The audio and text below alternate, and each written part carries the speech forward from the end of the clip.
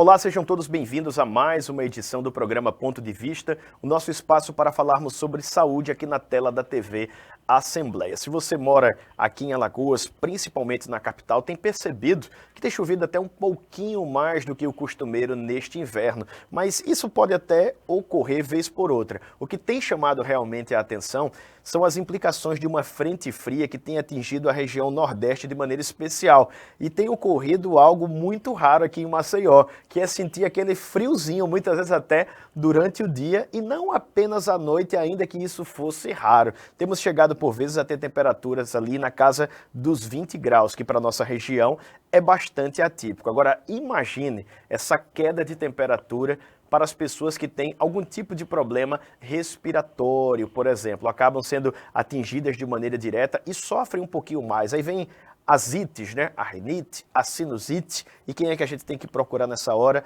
O pneumologista. As crianças, inclusive, sofrem ainda mais, né? Porque muitas vezes não estão nem habituadas a sofrerem essas variações e os incômodos são muitos. Para tratar um pouquinho desse contexto, a gente está aqui com uma pessoa excelente, né? Mais indicada para tratar sobre o tema, que é uma pneumologista especialista nesse atendimento pediátrico. Já quero agradecer aqui a presença da doutora Rita Silva. Muito obrigado por atender o nosso convite e disponibilizar um pouquinho do seu tempo mais uma vez, doutora Rita. Eu que fico feliz em estar aqui e falar sobre esse tema tão importante nesse período do ano e que acomete muitas crianças e os idosos, né? Vai ser muito legal a conversa. Doutora Rita, quando vai chegando esse período aí de junho, onde ainda existe a cultura, por exemplo, da queima de fogueiras, né, de fogos de artifício, seu consultório, aquele telefone que tem lá, passa a tocar mais um pouquinho?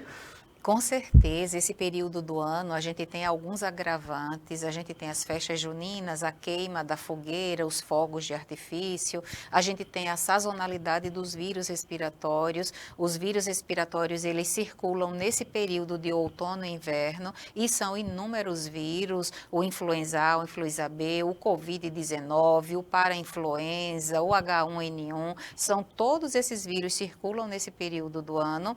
E a gente tem também a questão das mudanças climáticas, como você mesmo falou, nesse período do ano, aquelas pessoas que têm alguma doença inflamatória, como por exemplo, asma e rinite alérgica, elas sofrem nesse período do ano.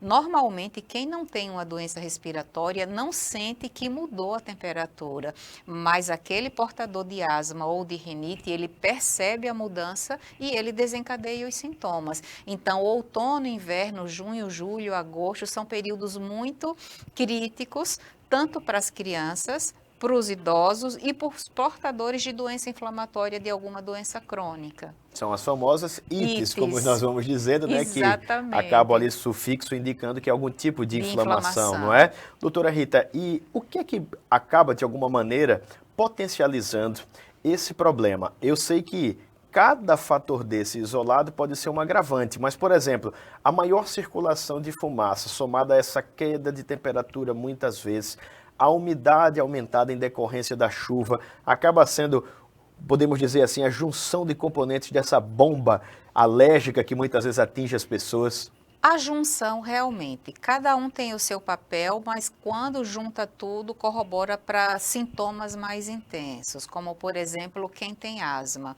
Asma é uma doença inflamatória que acomete a via aérea. Então, quem tem asma tem a via aérea inflamada.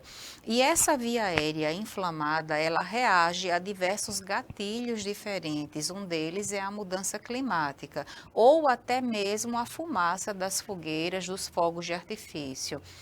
O sistema respiratório, ele foi feito para receber um ar limpo, aquecido, umedecido e filtrado. O que chega diferente disso acaba desenvolvendo doenças, a depender do tempo que você é exposto a isso, ou desenvolvendo sintomas para quem já tem uma doença inflamatória. Os asmáticos acabam desenvolvendo crises de tosse, chiado, cansaço. Os riníticos, que portadores de rinite alérgica, acabam tendo espirro, obstrução nasal, coceira no nariz, tosse, coriza nasal. Então, esses são os sintomas mais comuns nesse período do ano. E esses agravantes, fumaça, mudança climática, tudo isso corrobora para você desencadear uma crise. Importante até dizer que há uma distinção, muitas vezes não percebida, até por quem tem a doença. Rinite e sinusite Sim. são coisas bem diferentes, Sim. né? São coisas bem diferentes e as pessoas costumam dizer assim, eu tenho sinusite. Na verdade, sinusite é como uma gripe. Ao decorrer da sua vida, você pode ter vários episódios. Existe a sinusite crônica, mas isso é uma coisa mais rara. Sinusite é uma coisa pontual. Eu estou com sinusite, eu trato, pronto, eu fiquei bem. É diferente quando você diz, eu tenho rinite. É uma doença crônica, é uma doença persistente. E normalmente rinite e sinusite meio que caminham juntas. Quando você tem uma crise de rinite, você acaba evoluindo para uma sinusite. A rinite é uma inflamação na mucosa do nariz, na via aérea superior. A mucosa fica inflamada e acaba desencadeando os sintomas. A sinusite, ela é um acúmulo de secreção na face, nesses ossos da face. Dentro do osso tem cavernas que são chamadas de seios. E sinusite é o acúmulo de secreção nessas cavernas. Então, normalmente, uma sinusite é uma sequela de uma gripe, é uma sequela de uma crise de rinite. Então, são coisas pontuais. Você tem a sinusite, você trata, você fica bem. Mas você pode ter um outro episódio diferente. É interessante o que a senhora falou, porque há um costume, né, uma questão cultural do brasileiro de querer se automedicar. E tem até remédios que são direcionados especificamente, comprimido, uma gotinha aqui ou ali, para resolver esses problemas. De alguma maneira, essa automedicação pode, em vez de ajudar o paciente, a pessoa nesse período, piorar ainda mais a situação dele? A gente pode selecionar dois grupos de pessoas diferentes. Aquela pessoa que tem uma rinite, que acompanha com o seu médico, que está orientada a que medicação tomar quando ela tiver uma crise. Normalmente o pneumologista, o alergista, o otorrino, ele deixa um plano de ação. Se você tiver sintoma, você pode tomar isso aqui, você pode usar isso aqui. Então, aquela pessoa que está orientada, ela pode lançar mão da medicação, ela pode ir lá na farmácia, comprar medicação e tomar, porque ela foi orientada. Mas aquela pessoa que não acompanha, que não tem nenhuma orientação e ela se automedicar, ela pode se prejudicar, porque ela não tem o conhecimento necessário para saber qual a medicação que ela vai tomar.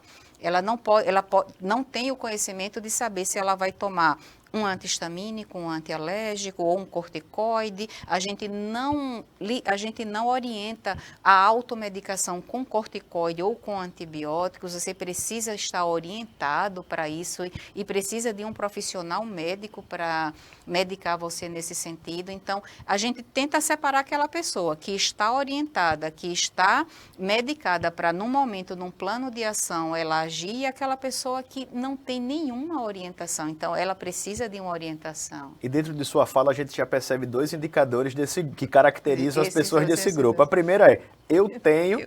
E a segunda é, não passei pelo pneumologista para saber se eu tenho. Isso, então, não custa reforçar que o primeiro passo para buscar essa efetiva evolução, já que o problema é crônico, mas pode ser ali de alguma maneira, né, amenizado, é procurar o profissional, é procurar o pneumologista, né? A primeira coisa é você diagnosticar a sua doença, entender a sua doença, acompanhar com o especialista e num momento como esses, como por exemplo numa viagem, você vai viajar, você já leva a sua medicação de resgate, a sua medicação de emergência, porque se você tiver sintoma lá, você vai se automedicar. Claro. Então essa pessoa, ela está orientada. Então nesse sentido, você pode tomar a sua medicação, uma vez que você esteja orientado. E a importância de você diagnosticar e tratar corretamente. Porque uma vez diagnosticado, você sabe que medicação você vai usar e, consequentemente, você vai melhorar. É uma melhora e também uma não apenas do problema, mas da própria qualidade de vida, porque ficar, como a gente diz no popular, entupido, congestionado, é terrível, não é, doutora? E tem muita gente que se acostuma com isso, acordar pela manhã, espirrar, corizar, espirra 10, 15 espirros, coriza e se acostuma com isso, acha que isso está dentro do normal, dentro do habitual. E, na verdade, tem tratamento para melhorar isso. Isso não é uma qualidade de vida, você acordar e espirrar. Claro. Espirros em salvas, que a gente chama, 10, 15 espirros, um atrás do outro, coriza, entra no local com ar-condicionado, entope o nariz, coriza. Isso não diminui a sua qualidade de vida, diminui a sua produtividade no trabalho, diminui o seu rendimento no colégio, na faculdade, o que quer que seja. São fatores ambientais, mas que de alguma maneira afetam diretamente, né, o nosso cotidiano, como a senhora bem falou, tanto a questão do estudo quanto do trabalho, às vezes até do humor e, consequentemente, das relações humanas, do né? sono também. Exatamente. Agora, crianças e idosos são os públicos mais vulneráveis dessas doenças respiratórias, dessas implicações decorrentes dos fatores ambientais do ponto de vista respiratório? Do ponto de vista respiratório, as crianças, principalmente as crianças menores de 5 anos de idade e excepcionalmente os menores de 2 anos, os idosos acima de 60 anos, é porque esse público, os dois polos das idades, a criança, o sistema imunológico dela ainda está em formação, ainda está em amadurecimento, o calendário vacinal dela ainda não está completo, então ela é mais suscetível a infecções bacterianas, a infecções virais, e se ela tiver uma doença crônica como uma sinusite ou uma asma ou uma rinite alérgica, ela está mais suscetível ainda.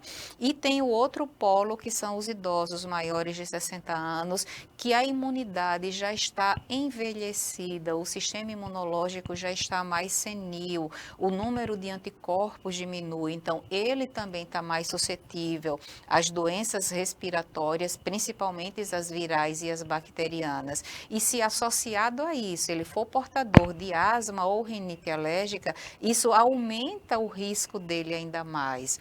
E fora desses dois polos das idades, a gente tem aquele adulto jovem que é portador de uma doença inflamatória, de uma doença respiratória, ele também está muito suscetível às infecções virais, às infecções bacterianas, às mudanças climáticas, a tudo isso, do ponto de vista respiratório. Se a gente for ver ao redor do mundo, o planeta Terra, tem muita gente morrendo pelo simples fato de respirar. O nosso planeta, ele está poluído. Talvez a gente não entenda ou não veja isso aqui onde a gente mora, mas tem muitos locais do mundo e até no Brasil, como por exemplo o Centro-Oeste, as queimadas, as pessoas respiram um ar muito poluído. Até metrópoles, né? Como São Paulo, por exemplo, muitas vezes você olha, né, a depender do ponto que você está da capital ali paulista, você olha por cima e consegue ver aquela poluição densamente concentrada em alguns lugares. Exato. Né? E tem muita gente evoluindo com doenças crônicas, doenças respiratórias, pelo simples fato de respirar. Ao redor do mundo isso está acontecendo muito.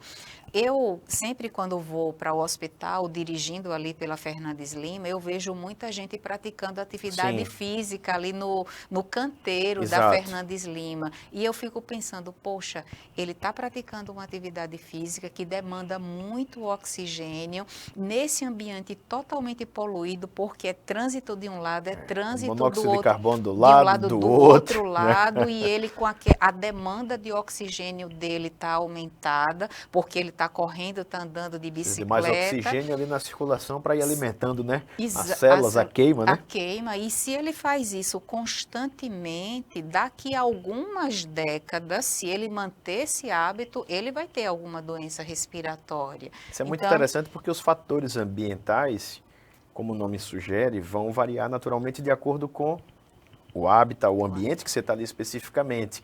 E por vezes a gente não se dá conta da necessidade de leitura, de percepção desse contexto da gente estar inserido, que você está tentando cuidar da saúde e pode trazer um problema para ela, né? Exatamente. Há alguns anos atrás, eu li um artigo que não era sobre doença respiratória, era sobre doença cardiovascular, em que foi feita uma pesquisa num bairro onde tinham muitos carros passando, foi avaliado essas pessoas que moravam na rua que passavam muitos carros e nas ruas que passavam menos carros. As pessoas que moravam na rua, que tinham um trânsito maior, tinham mais doença cardiovascular do que quem morava numa rua tranquila. Então, o impacto é tanto nas doenças respiratórias como nas doenças cardíacas também. Isso é muito interessante, né? A poluição atmosférica em que a gente vive hoje está desse jeito. Doutora Rita, e quando a gente passa a ter esse contexto de fragilização do nosso ar, vamos dizer assim, né, de uma maior concentração de fatores poluentes, há também uma facilitação na proliferação de agentes contaminantes, de transmissores de doenças, como os famosos vírus, esses seres aí invisíveis, mas altamente sagazes, né, adaptáveis, que insistem em vencer as alterações, até mais do que nós, né? Sofrendo essas mutações para sobreviver e para nos atacar, infelizmente, exatamente, né? A gente tem períodos do ano que isso ocorre com mais, digamos assim, facilidade, que é o outono e inverno, que é o período da circulação dos vírus respiratórios. Por isso que a vacina da gripe, ela começa a campanha lá para março, Não é uma coincidência, né? Não é uma coincidência, isso é uma coisa bem estudada. E a gente chama isso de sazonalidade de vírus respiratórios, que a depender da região do país, essa sazonalidade muda. Começa em algumas regiões, começa em fevereiro, outras começam em março, mas normalmente é outono e inverno. E esses vírus, como você falou, são inúmeros vírus diferentes e que sofrem muitas mutações e que estão aí querendo um sistema respiratório para ser, né? Querendo um sistema respiratório para se proliferar. E as pessoas, os idosos, as crianças e as portadoras de doença crônica são as mais suscetíveis. E é por isso que o pneumologista bate nessa tecla. Vacina da gripe, procure um posto de saúde o mais cedo possível e se vacine, porque vírus respiratórios, a depender do hospedeiro, ele pode fazer um desastre no seu sistema respiratório. Muita gente morre de síndrome respiratória aguda, que é um simples vírus que em você pode causar um resfriado, mas em mim ele pode causar uma síndrome respiratória aguda. Você é um hospedeiro diferente, que tem uma imunidade diferente e eu tenho outra diferente. Então, aquele mesmo vírus em você, você só tem um resfriado, mas eu posso ter uma síndrome respiratória aguda, posso ir para uma unidade de terapia intensiva, precisar de ventilação mecânica, ser entubado, isso a depender do meu estado de saúde. Então, a gente bate nessa tecla, procure um posto de saúde e se vacine nesse período do ano o mais cedo possível. Tem muita gente que diz assim, eu não vou me vacinar, porque eu gripo quando eu me vacino. Essa era a pergunta que eu faria à senhora, porque é algo que eu costumo ouvir, e como jornalista e cidadão, eu costumo dizer, né, que a nossa maior arma para vencer qualquer doença, junto com o diagnóstico precoce, é a informação, né? E é sempre salutar a gente informar que você pode eventualmente gripar, mas você pode não morrer. E você pode não fazer uma forma grave da doença. Exatamente. Você pode ter um resfriado ou uma gripe, mas você não evolui com a síndrome respiratória aguda. Isso já é um impacto na sua vida. Isso depende da vida ou a morte da pessoa. Com certeza. Eu, apesar de não fazer parte do grupo de risco, né, do grupo prioritário, confesso que fico ligado ali no calendário de vacinação. E quando finaliza ali aquele período que é aberto para a população de maneira geral, né, com as doses remanescentes, eu já estou lá dentro do posto de saúde. Quero garantir também a minha proteção, e assim, né? deveria ser todo mundo. Cultural, né? Como a gente ia dizendo no princípio, né? Essa cultura de cuidar da saúde, de até valorizar o que a gente recebe de maneira indireta, gratuita pelo SUS, deveria ser algo cotidiano para nós, rotineiro, que a gente né? deveria valorizar. Com certeza. E disseminar essa informação, como a gente disse, né? De maneira viral, mas essa positiva, né, doutora Rita? Agora, nesse período do ano, como a senhora já falou, existe essa acentuação de circulação desses agentes virais. Eles podem ser, por exemplo, cumulativos no organismo, a pessoa que pegou o vírus tal pode ter uma complicação pegando um outro ali, ou isso não ocorre? Existe a concomitância de vírus, que a gente chama de co-infecção, tanto viral quanto bacteriana. Eu posso me contaminar, por exemplo, com influenza A, e eu faço o meu suave nasal e ele dá positivo para vírus sincicial respiratório e influenza A. Então, eu posso ter uma co-infecção viral, da mesma forma como eu posso ter uma co-infecção vírus e bactéria. Eu posso começar uma gripe com o vírus sincicial respiratório e ao longo da minha doença eu me contaminar com uma bactéria. Aí é a co-infecção vírus-bactéria que pode agravar o caso. Então, numa única infecção, eu posso ter vírus diferentes e eu posso ter vírus e bactéria. E isso daí, no final das contas, pode acabar literalmente, né, como a gente disse aqui, evoluindo para uma situação mais delicada. Isso. E as pessoas querem resolver esse problema sem procurar a doutora Rita, ou outro colega pneumologista, tomando mel, limão e vitamina C. Sim. Essa famosa gripe mal curada, e a gente sabe que é boa a ingestão, né, desses elementos aí, mas essa gripe mal curada, esse descuido pode de alguma maneira também, em vez de ajudar, piorar a situação? Na verdade, a gente tem uma cultura de se automedicar como, por exemplo, você falou, chás, mel, limão, gengibre. Tem o seu papel isso, que a gente chama as especiarias. Muitos alimentos, eles têm a função de nutrir e eles também têm uma ação, por exemplo, anti-inflamatória, como o gengibre, ele tem uma ação anti-inflamatória. Você pode lançar mão disso, mas não somente isso, isoladamente. Você precisa ser examinado, ser medicado e em casa você lança a mão disso como um coadjuvante. É uma maneira complementar de cuidar, Uma maneira né? complementar de cuidar, exatamente isso. Mas tem o seu papel. O mel tem ação anti-inflamatória, o gengibre tem ação anti-inflamatória. Ajuda. Isoladamente pode não resolver o problema. Muito bom, doutora Rita. Uma outra coisa que me chama a atenção é uma pergunta de curioso mesmo, de jornalista. Maceió costuma ter, em média, 85% de umidade relativa do ar. Né? Então a gente tem muita água, né, em suspensão, podemos dizer assim de maneira simples. Isso ajuda, piora nesse período do ano? Depende muito da doença em questão. A gente tem muito a rinite alérgica, como por exemplo, que você tem uma mucosa inflamada, que pode ressecar a sua mucosa. Então, de repente, uma umidade relativa do ar um pouco mais alta pode ajudar em alguma situação. Em outras, pode piorar. Até mesmo como, por exemplo, a asma. É uma doença que existe uma inflamação na via aérea. Imagine uma pele inflamada, vermelho e meio supurativa, fica supurando aquela água naquela inflamação. Assim é o tubo respiratório, a via respiratória. Tanto é que você tem tosse cheia. Sim. De onde vem essa secreção? Vem daquela inflamação que você está na sua via respiratória.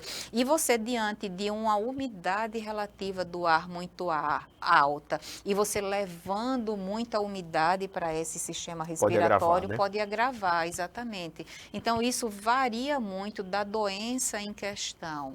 Como a sua área de especialização é o cuidado também com as crianças, dentro dessa área respiratória, quais os principais cuidados, e pegando o gancho também do que a senhora tinha dito dos idosos, que os pais e aquelas pessoas que cuidam ali, ou dos próprios idosos que têm esse dinamismo maior do autocuidado ainda, devem ter nesse período para evitar a contaminação, né, a infecção por esses problemas que nós acabamos de dizer aqui? A primeira coisa é a vacinação. Assim que começar a campanha, procure um posto de saúde e se vacine para você estar protegido o mais precocemente possível. Um outro dado que a gente pode subestimar, mas que tem um impacto enorme, é o hábito de lavar as mãos com frequência, lavar as mãos, usar o álcool em gel, porque a gente coloca a mão no nariz, na boca, no olho e nem percebe que está colocando. E esse hábito você pode levar vírus para a sua mucosa, para a sua conjuntiva, para a sua mucosa nasal, para a sua mucosa da boca. Então, o hábito de lavar as mãos, usar um álcool em gel é muito importante. Pode parecer tranquilo, mas o impacto dele é grande. Uma outra coisa, nesse período do ano, principalmente na circulação dos vírus respiratórios, é você evitar locais aglomerados. Se você for população de risco, se você tem uma doença crônica, evite. Mas se precisa ir, use uma máscara no local aglomerado. Já me respondeu uma outra pergunta. Se precisa ir, use uma máscara. Quando você sair, você tira a sua máscara, mas você pelo menos se protege daquele ambiente ali. Quando a gente fala em local aglomerado, a gente só imagina muita gente, né? Tipo assim, 1000 pessoas. Mas não, num ambiente com 4 pessoas já é um local aglomerado. A depender daquela área, né? Já está... área, exatamente. Pode ser até pior, talvez, né? Com certeza. Agora, há pessoas também que começam a apontar ali algum sintoma gripal e começam a usar a máscara. A gente falou aí da questão preventiva, né? Mas no caso da pessoa que já está ali com o sintoma gripal ou até com a gripe mesmo em evolução, usar essa máscara traz algum benefício efetivo, talvez até de proteção ao próximo, sim, mas para ela mesma há algo positivo? Para ela, não, porque ela já está contaminada, ela já tem o vírus se replicando na mucosa respiratória dela, mas tem o bom senso, tem a empatia. Então é bom também. É bom, tem o bom senso, tem a empatia, tem a preocupação com o outro. Você usa máscara, você está impedindo que outra pessoa se contamine, porque você pode estar gripado, mas eu posso transmitir o vírus para você e você fazer uma forma grave da doença. Então tem aquela questão do respeito e da consideração e da empatia com o outro. A gente nunca sabe quem vai desenvolver uma forma grave da doença. Perfeito, doutora. Agora, quando é que eu que estou corizando um pouquinho mais, que já estou com aqueles sinais ali gripais, quando o pai que está cuidando do seu filho vendo que não é só uma gripezinha, que está demorando um pouco mais, o idoso que está tendo um problema maior, deve dizer assim, não, agora é hora de eu procurar o pneumologista, é hora de eu ir ao médico. Tem alguns sinais de alerta. O principal sinal é a presença de febre. Resfriado normalmente não dá febre. Você tem uma coriza, um espirro, uma tosse, mas você não tem febre. A presença de febre já indica que tem alguma coisa que pode estar sendo mais intenso ali. Outro sinal de alerta também é a tosse persistente. Você está gripado, tosse faz parte da gripe, tosse faz parte do resfriado, mas a tosse persistente que atrapalha o sono, que atrapalha você trabalhar, que atrapalha você ir para a escola, é um sinal de alerta também. E um principal sinal de alerta é o desconforto respiratório. Você está gripado, mas você precisa respirar bem. Se você sente desconforto ao respirar, se você precisa respirar mais rápido para levar oxigênio para o seu pulmão, esse é um grande sinal de alerta, é o desconforto respiratório. Outras coisas que a gente avalia, que normalmente as pessoas não têm em casa, é a oximetria, Sim. que a gente já vê isso no ambiente, no hospital, no posto de saúde, numa Comprei emergência. na pandemia, hein? Pronto. A oximetria, quando bem contextualizada, é um sinal de alerta. Porque às vezes você tem o oxímetro em casa, mas você não sabe a maneira correta de medir. Você não sabe interpretar o que você vê na sua frente. E por isso que eu digo, quando bem contextualizada, é um sinal de alerta. Uma saturação abaixo de 92% é um sinal de alerta. Então, a febre, a tosse persistente, o desconforto respiratório, a baixa saturação de oxigênio são sinais de alerta para você procurar um serviço de emergência. Doutora Rita, infelizmente o tempo da nossa entrevista está chegando ao fim. A nossa pauta aqui era bem vasta. A assessoria de comunicação aqui da doutora Rita nos ajudou bastante. A jornalista Andresa está aqui também. Só não acerto falar o sobrenome da Andresa. É Malman ou Malman? Como é? Malman, né? Então acertei de primeira, tá vendo, doutora Rita? Mas eu queria facultar esse minutinho final para que a senhora pudesse divulgar aqui seu Instagram, porque eu já sigo, sei que lá tem sempre bons conteúdos, quando de vez em quando eu também sou um desses sofredores das ITS, eu estou sempre lá pegando uma dica ou outra. Aproveita para mandar o seu recado para a nossa audiência, dizer também aqui sua rede social, o telefone de contato, o que a senhora achar mais conveniente. A palavra está com a senhora e pode falar até direto aqui para essa câmera. Uma coisa muito importante, nesse período do ano, outono outono e inverno, você que é população de risco, você que tem uma doença crônica, é procurar um posto de saúde, se vacinar, ter os seus hábitos de lavar a mão, de usar o álcool em gel, de evitar locais aglomerados, para você não se contaminar nesse período do ano que é a sazonalidade dos vírus respiratórios. Você que é portador de asma, evite a fumaça, os fogos de artifício, a fogueira. Curta as suas festas juninas, mas evite estar em contato com a fumaça. E, além de tudo, procure um profissional, um especialista para tratar da sua doença. No meu Instagram, que é drarita.silva, lá a gente tem muitos vídeos, muitos reels que a gente dá muitas dicas e muitas orientações para pessoas que são portadoras de doença crônica e principalmente nessa fase do ano. Muito obrigado, doutora Rita. Sempre um prazer conversar aqui com a senhora, receber essa aula, uma consulta gratuita aqui para toda a população no final das contas, né? E a você que nos acompanha, muito obrigado também pela sua companhia. Caso você esteja na tela da TV Assembleia, queremos reforçar apenas que esse conteúdo é disponibilizado também no nosso canal no YouTube. É só acessar lá, procurar TV Assembleia, tem a playlist e você pode mandar a maior arma em favor da nossa saúde para quem você gosta, para quem você ama, que é a informação. Faça você a sua parte, viu? Até a próxima!